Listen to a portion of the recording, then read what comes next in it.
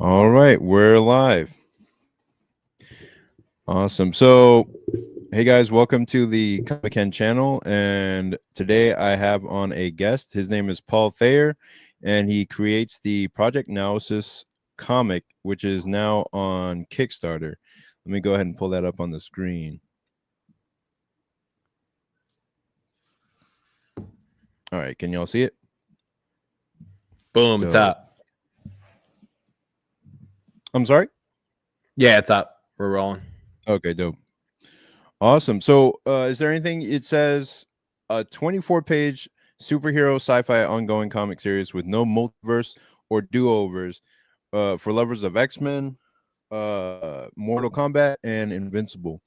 One of the first thing I notice about Project Naosis is the fact that you say there's no multiverse or do-overs, and that kind of gives me the idea that you have like problems with the kind of stuff that's going on in mainstream comics these days. What do you have to say about that aspect? So I wouldn't say I have a problem. I just think that's their market. That's what they're doing. Personally, what I enjoy, and I do love multiverse, but I do love the aspect of an ongoing series where there's actual consequences. Like when you watch an HBO show or one of those shows like a Sopranos or Game of Thrones, once something happens, it happens, and that's it. And that's what I want to do with this comic book series. Will I write other comic book series where that will be a different effect? For sure. But for this one, strictly, there is no multiverse or do-overs. Every time I want you picking up an issue, I want you to go, oh my God, is my favorite character going to die? Or if they do die, find a new favorite character, etc. You know, we're having an ongoing story that is pushing forward, and the stakes need to be high and higher every single issue. And this is our 9th book that we've came out with. There's fatalities, the action's off the hook. And if you're looking for something where there's no restarts, no do-overs, something constantly going, we're the book for you. Nice. And what is your role in the creation of this series? So I'm the writer, publisher, and editor. I designed all the characters, and then I did it with a concept artist, and then we made the series. I own all the rights to the series, and then I have all amazing artists that work with me. On this issue, we have Samuel Marquise and Prasad Rao. Samuel Marquise is doing the lines and inks. He's been doing that with us since Omega 2090, which was a 2 prequel issue series that we have out, and then he started with us on Project Naosis episode 2. And then I have my colorist, Prasad Rao, who's been with us as well. So he does amazing colors. He does amazing lines and inks. And we've been killing it ever since. Our biggest Kickstarter launch was around $900. Our last one was $600. This one did $1,732 in the first day. So this is our biggest campaign yet. Already with single issues, we sold more single issues than we did in our whole last campaign with 13 days left. And, you know, we're pushing the pace. We have 3 cover options, $10 issue buy-in. If you want digital, $5. If you want everything in the Project Naosis issue so far, we have a trade paperback. Our trade paperbacks retail for $50 if you get them at a convention or you get them online. Right now on this Kickstarter, you can get the trade paperback and issue 4 and issue 5 for only $50. So it's a big steal. We're having a lot of fun with it. Tons of content for you to dive into. And, you know, we're just pushing an ongoing comic book series. All of my Kickstarters and Indiegogos fulfill in under 2 months. This one we're saying 3. This book's already 90% done. We're already working on the lines and inks to the next issue that comes out after this. So the only thing that needs to really done on this book is the lettering. And we're going to do all that once the campaign ends. So Nice. And how long have you been working on Project Naosis? So we've been doing it for a little under 4 years. I did my first convention in 2021 with my first book, and then we've been going ever since. And then this is my company. We're building out this company with our main series and our world of Project Naosis. And then we have more stuff coming out soon. Dope. Yeah, I remember seeing a little bit about this last year. With comics, what made you get into writing your own comics and trying to bring together a whole team and all that? Well, I want to get into the industry, and there's no blueprint on how to get into the industry. And if you're not an artist, you can't really showcase your stuff. No one's going to pick up a script and go, "Hey, this is a good script. I want to get in a comic book." The best concept, proof of concept, is your own work. So I put my money where my mouth is, and I funded my own books, and I've been making this series, and we've been killing it. And we're building up our online presence, which is what these pre-orders and these Kickstarters are for. And and then what's gotten me into comics, I'm a big comic book fan. I pick up comic books weekly, monthly, and I love everything about comic books. And I thought of a great idea for a comic book, and I said, hey, let me do that. And I did it. And from idea to book, I had my first book in 6 months with no background on making comic books whatsoever. And I just taught myself how to do all this stuff, and I've been learning through it. And the books have been improving every single issue, but the quality is always there with every issue.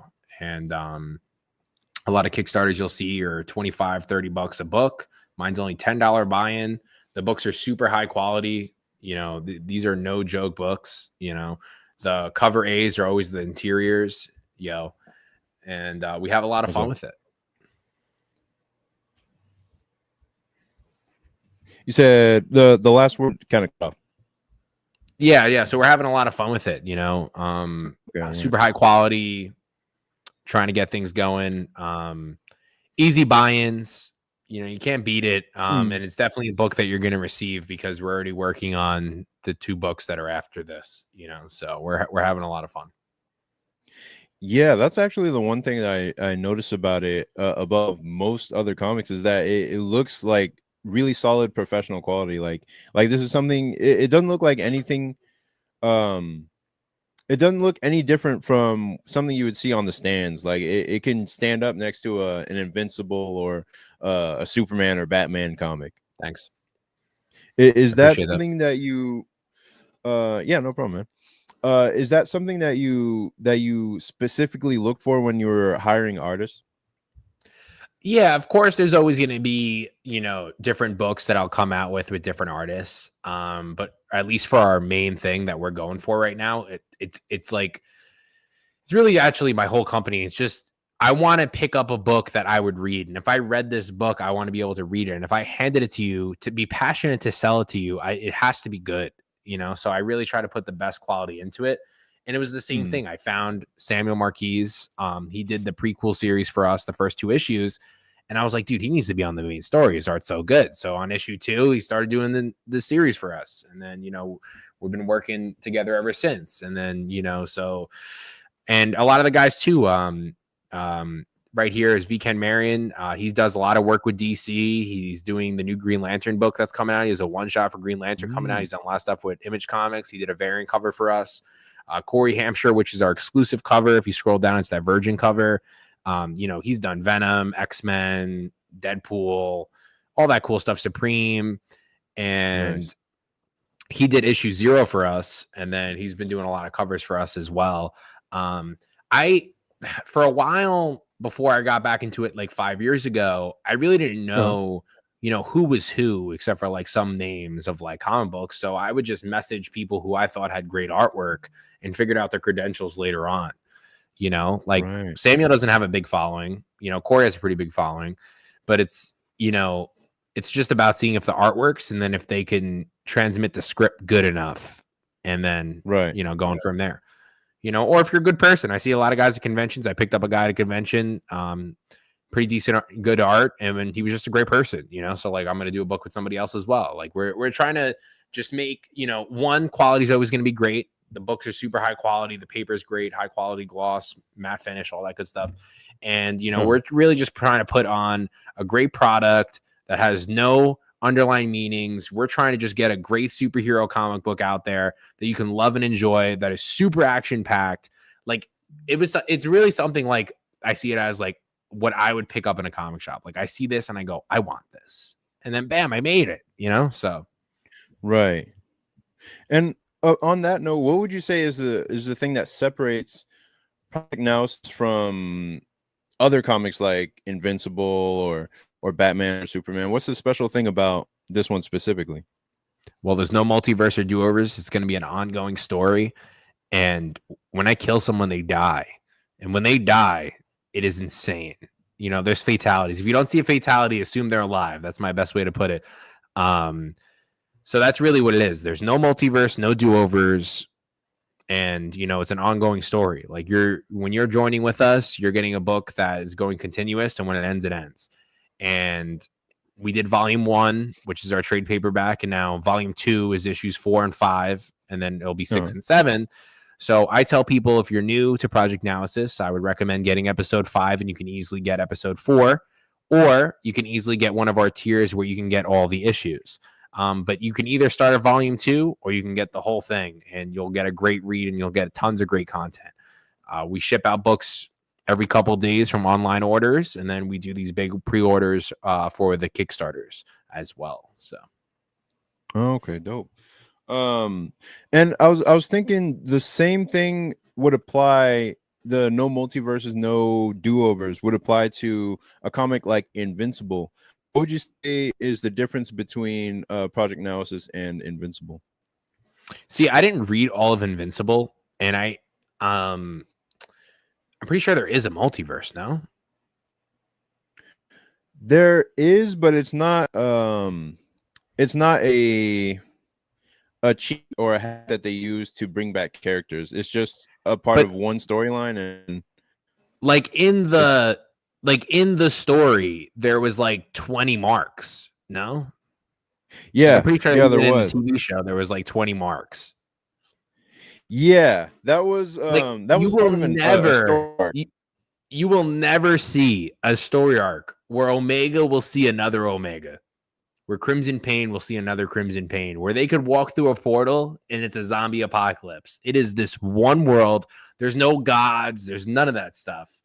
And so the difference too is it also takes place in 2090. So in 2090, there was 3 standing nations: the Americas, the Red Crown, the European Federation.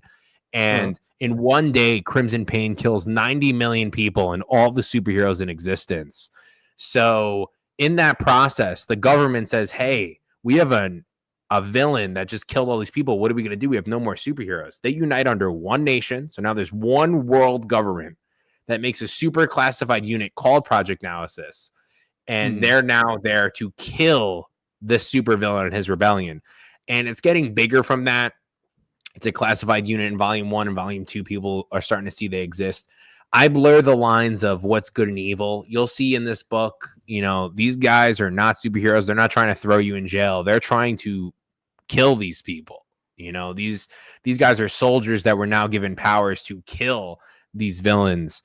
And for 9 issues, Crimson Pain, every time he comes into contact with someone, he brutally murders every single person he comes into contact with.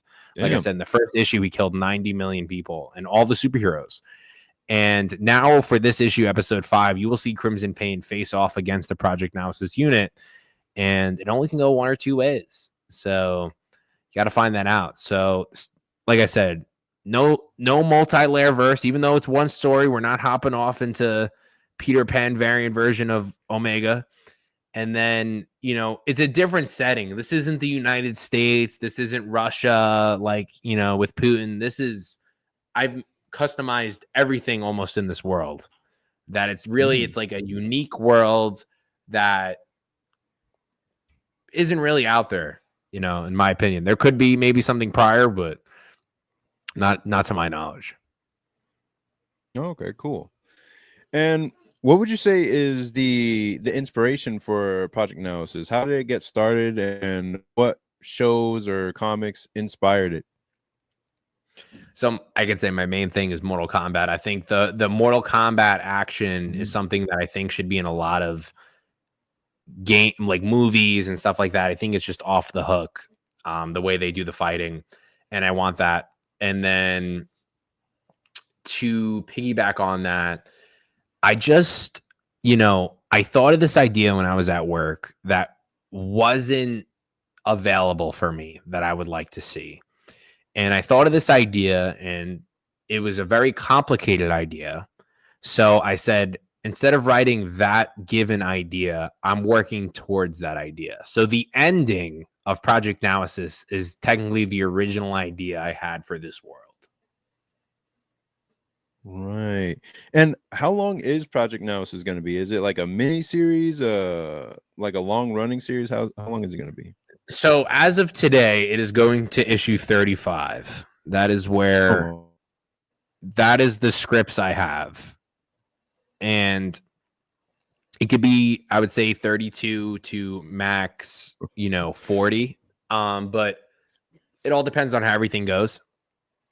And depending on how the books do, but I'm personally pushing for the 35 issues. Like the scripts are done, like it's a complete story. It originally huh. was a 6-issue miniseries. That would have been right now. Too many characters. It wasn't fleshed out enough. There's so many characters that it needs to be longer just because like we're building something. I'm trying to build this universe out. And at that Uh-huh. ending point, we could do a continuous thing, or I could start it in a new sense of from that point though, of like an issue 1, but from the point of where we are at that issue, Okay, not nice. before. So we're And going. This is then an ongoing series. So we already have the inks for issue 6 in play, episode 6. I already have a one shot that's completely made. So we definitely have a minimum of 2 more Project Naosis books coming out in 2025, excluding the other things I'm working on. Nice. And then in terms of writing Project Naosis, did you learn from any, like, how did you learn how to write a script for a book like this? I Googled comic book script and I looked at an image and it said title, panel 1, panel 2, panel 3, etc. That's what I did. And I just followed a similar format, and I have a different way of writing scripts. I used to be very heavy into the description of each panel. Sometimes I am, sometimes I'm not.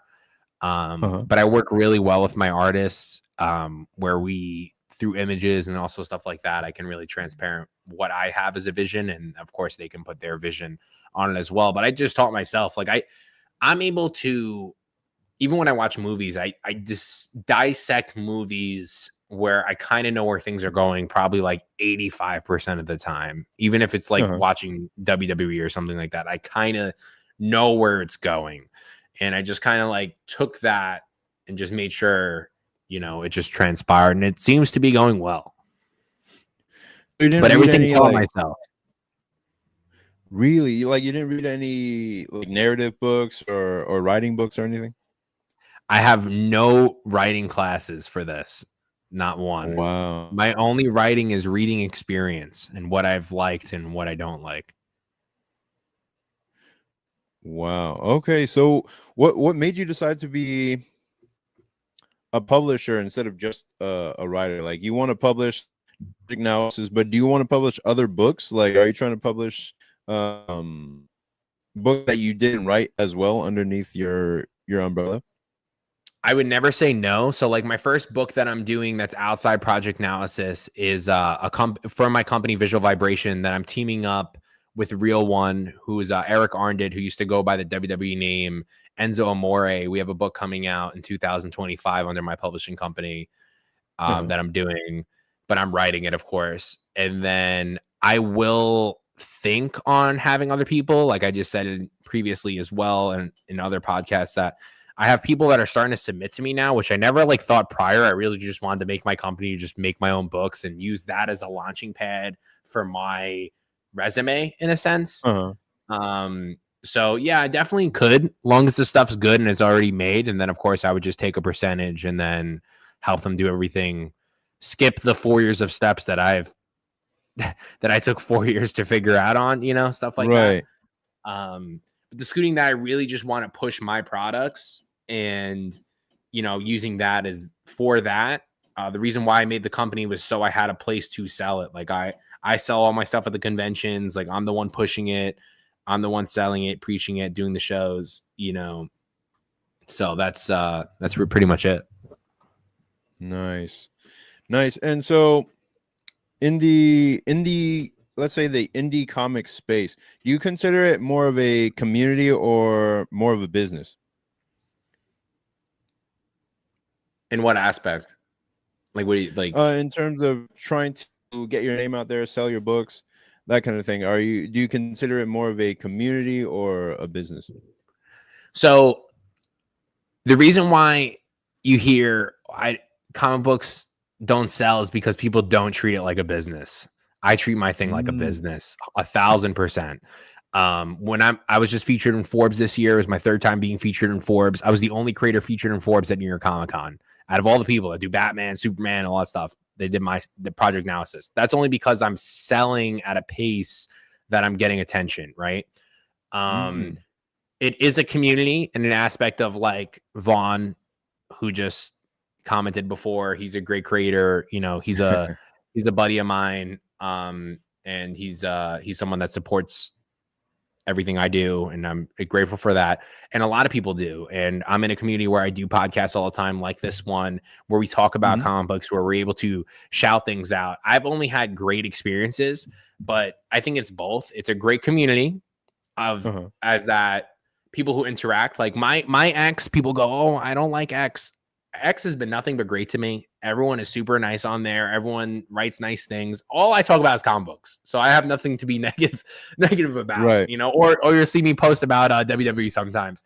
But excluding that, it is nothing but positivity. I'm shouting people stuff out. They're shouting my stuff out. I'm looking at great artist stuff, you know, from people DC, Marvel, Image, that even follow my account and been giving me mutual respect. And I've always been giving that as well. And then that community aspect, the community's been nothing but great. If you look at my Kickstarter page all the way at the bottom, I have pictures with all different creators, either at my booth or at the conventions, where we have a great time. But yeah, you have to treat it as a business if you want to make money. Like, I just started doing this full time since March, and I only could do that. And, you know, I left my profession prior to this because I'm able to make it a business, you know? Oh, okay. So you've been able to make it full time, make the comic full time? Yes. Wow. Okay. So would you say that the majority of that is through convention sales? Yeah. So I would say 80% of what I make is through conventions. That's why I'm able to make this book prior. 3,500, or I usually get around like 4,500, does not pay for my book. You know what I mean? Like, I'm doing it as a, you know, I'm trying to get my name out there. You know, I personally fund everything I have into these books to make these books made. That's why I'm able to ship in 2 months. That's why all my campaigns have been fulfilled in 2 months. My 11 campaigns I've done, because I'm able to do that. So the conventions, I sell hundreds of books sometimes at a couple days at these conventions, and we're trying to boost that market here. Some people just want to buy from me at the convention. Some people just like buying from my website, and some people just like doing the crowdfunding. And crowdfunding gets the first grabs of the stuff, of the exclusives, gets the first order on how we print everything, and then we go from there. So yeah, the conventions is really what gets me there. I'm doing, you know, I think I did a little around 20 conventions last year. I'm going to do more than 20 next year. I'm already confirmed again for San Diego Comic-Con, New York Comic-Con, you know, all the big shows, and we do really well there, and I'm grateful for that. So nice. And then at which point were you able to actually go full time with the comic? Like, let's say, which issue were you able to go full time with it? And then what was the process that led up to that that jumping off point from your day job? Yeah, so I used to run, I ran 11 gyms, right? So I ran 11 gyms. Wow. That's a pretty great job to have, you know? Right. And I got that job pretty young, and I started to digress. I went to running 4 gyms, and then I went to running 1 gym. And then eventually it was just, I had to choose, because it's either when I do something, I have to give it all. It's not, especially that job is not a part-time job. Like, that is it's go, go, go, go. Like, I'm training people how to sell personal training, and I'm selling the training, and I'm teaching people. It's a lot of work. And when I was running all those gyms, I didn't do anything for this. So during the 4 years, for 8 months, I didn't do anything for the book. I would just like ship my online orders and had like the 2 conventions. And I'd rather invest into something that I know I can grow it. Like, I've grown other people's businesses. It's the same concept. Yes, it's gyms, but it's the same concept of growing it and putting your effort into something. until it makes the money that you want it to make. And that's what we're doing. So I think March we just did Crimson Pain. We only did about like 2,700 on that one, and then the other ones we did on two of them we did like I think I did 4,800 on Indiegogo, and I did 2,000 on Kickstarter for the trade paperback. But the conventions are really what gets me to do this full time. Like I do an insane amount of numbers at these conventions. That's from my selling experience, and that's because I can sell this product. And I use that experience that I have to sell these products. And then I would say about 20 to 30% of my clientele now at the conventions know who I am. The other 70%, if you follow me on Twitter, if you follow me on Instagram, I post hundreds of people sometimes at these conventions. You know, I sell them. I sell them on the product.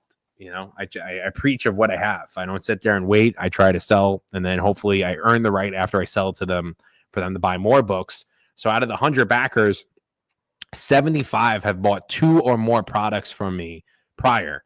So it's pretty good, you know, that's a pretty good percentage. 75% are returning. And, you know, people say don't release a campaign in December. I'll release a campaign in December. People say don't do January. I do it January. You know, I'm testing out the waters myself, see what's working. And, you know, this was my biggest first day launch I've ever had. You know, we did 1,700, like I said. That's the biggest we had. We're on the right move. I definitely see this one doing over 5,000. And we're on the upscale, you know. So long as we keep on the up, it's only going to get easier. And with the other books that I have coming out, like I'm at least releasing 4 books for 2025, plus the 20-something conventions. It's more than sustainable. Right. And would you say that you use the money from running the gyms to fund your way into making the comics full time? Oh yeah, 100%. The only way these were successful is because I can say you buy it, you're getting it in 3 months. A lot of people wait a year, 2 years, 3 years, or wait forever and they get the product. You know what I mean? I'm trying to get you a product. It's going to be there. You're going to have it. That's one side of my business model. And then the other side of the business model is every time you see me at a convention, it's if you just see me at Baltimore, if you just see me at New York, or if you just see me at California, you're seeing something new at the table, 1 to 2 new things every time you see me. A big thing that everyone says is, oh, are you going to be back next year? I haven't seen this guy. I haven't seen this guy. Oh, I got 1 book from this guy. I never see him again. I will keep pushing. So yeah, I put my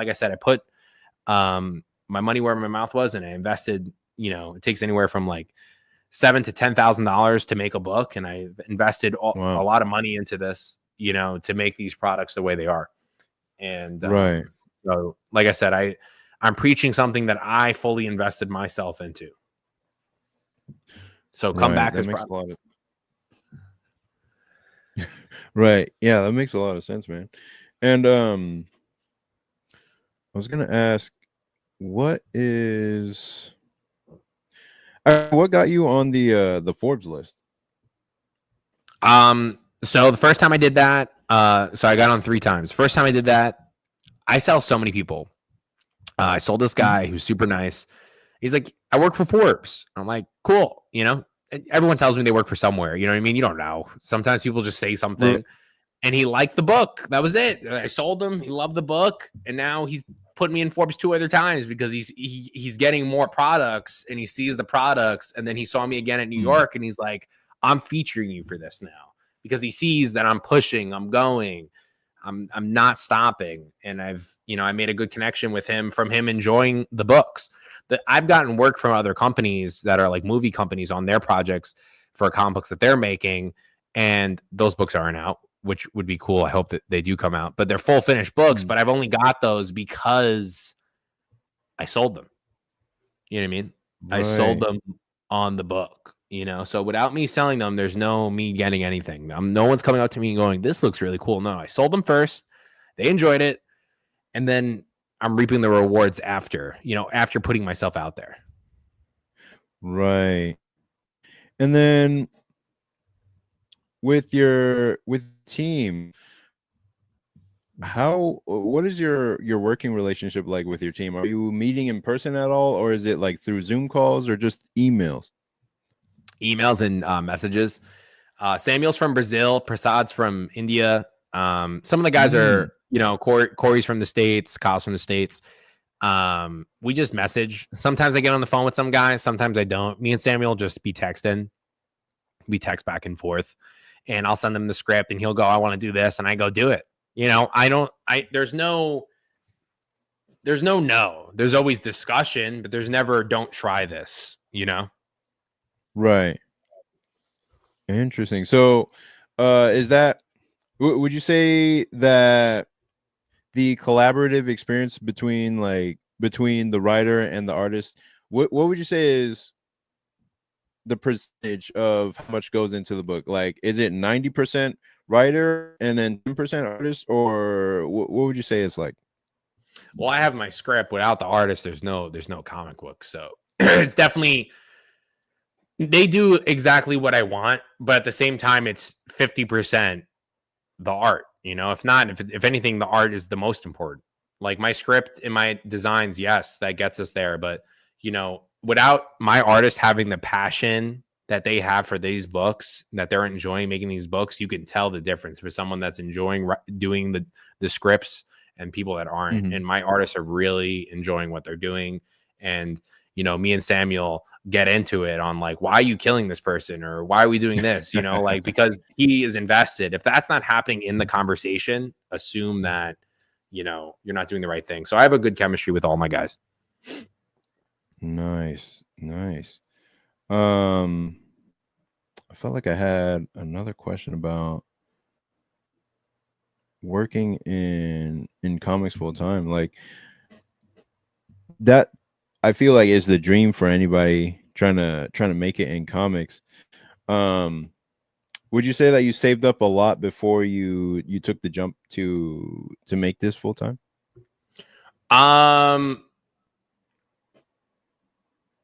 Yes and no. I invest everything into my things. I'm able to pay the bills, but at the same time, it's I know where it's going, And like I said, I do really well at these conventions. So that definitely helps.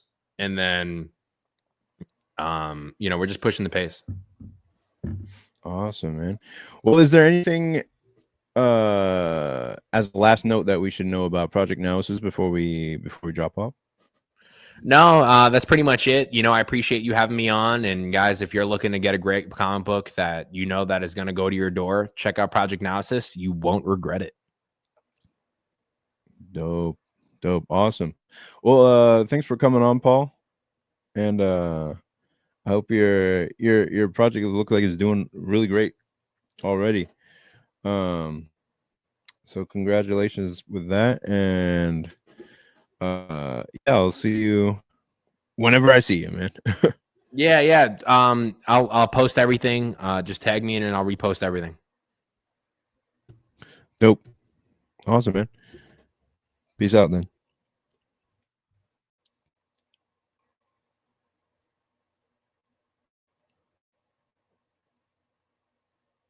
All right. Thanks y'all for coming.